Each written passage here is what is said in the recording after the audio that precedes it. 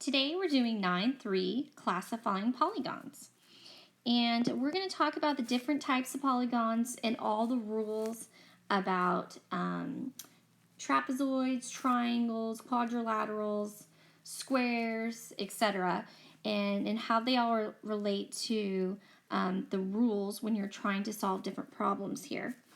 So we have polygons that we're going to talk about first, and polygons is the big umbrella for all of these different shapes. So a polygon means that you have usually what's called a regular polygon.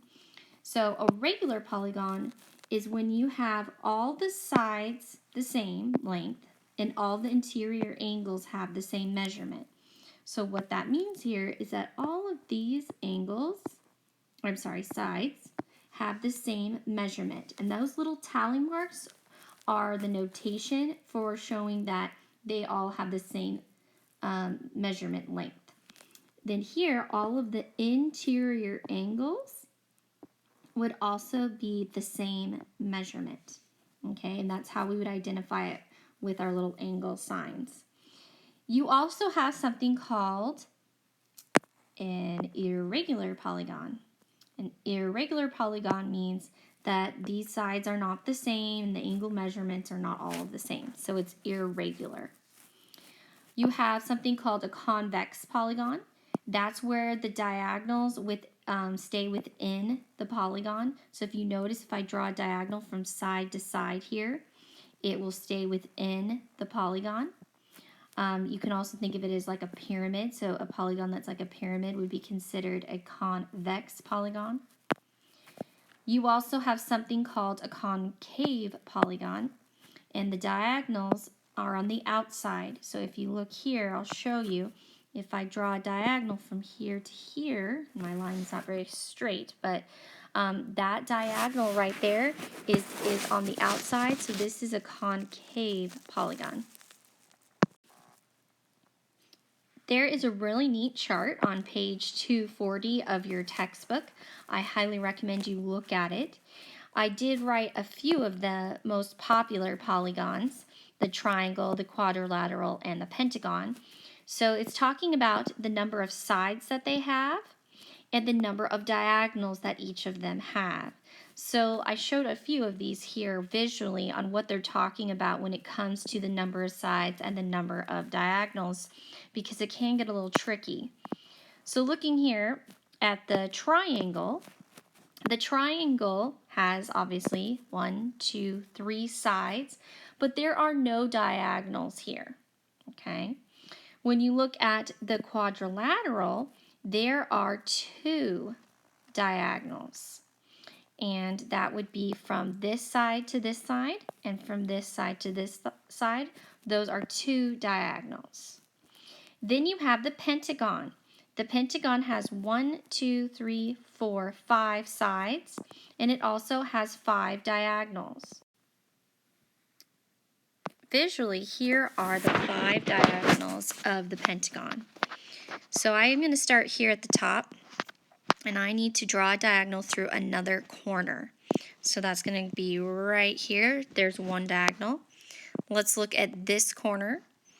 Let's draw it to the opposite side. There's 2 diagonals. Come over here to our other side, right? Actually, let's do this one right here. I'm going to draw another diagonal to this side right here. And then at this corner, I'm going to draw another diagonal over here. And then my last one at this corner, I'm going to draw it through right here. So that's how I get 5 diagonals. Let's look at the hexagon. And there are 6 sides. And on accident here, I have written 6 diagonals, but it's actually going to be 9 diagonals. So we have 9 diagonals, and let me show you. First of all, 6 sides. 1, 2, 3, 4, 5, 6. That means it's a hexagon. And here are the 9 diagonals. I always like to start in the corner. So I'm going to go through here, here, and here. So I wrote 3. And then I'm going to go in this corner, 1, 2, 3. And in this corner, I've already done from here to here.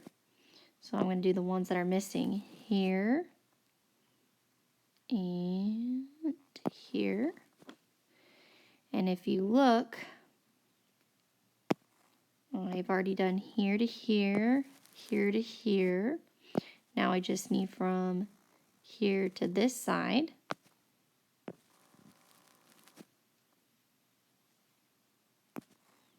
And then I look, I got 1, 2, 3. I already did those. 1, or let's do this way. 1, 2, 3. And now you have 9 diagonals. Here we're going to talk about quadrilaterals, and these are 4-sided polygons. There are a few different types of quadrilaterals. The first one is a parallelogram. What you need to know about a parallelogram is that two sides, meaning this side and this side, and this side and this side are parallel. So the way you write that notation-wise is you're going to say that this side is parallel to this side, and this side right here is parallel to this side. So that would mean that both sides are parallel.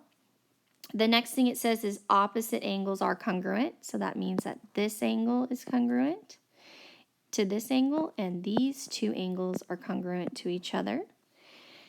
The diagonals bisect each other, so when I draw a diagonal from one side to another, they bisect each other. That means that they cut each other in half here. So each of these side lengths from the center to the corner are the same length. That's what bisecting means, cutting it in half.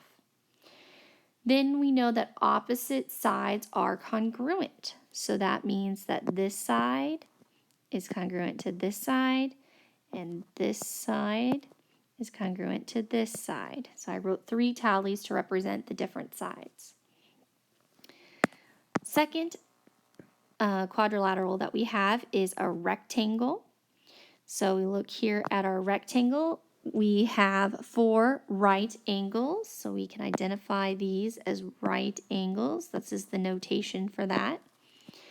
And 2 pairs of congruent sides, so this side is congruent to this side, and these 2 sides are congruent as well. Number 3, a rhombus. A rhombus has 4 congruent sides. The diagonals are perpendicular bisectors. So if you notice, I drew 2 diagonals. Bisector, we know that means that these side lengths are all the same, and perpendicular means that they form right angles.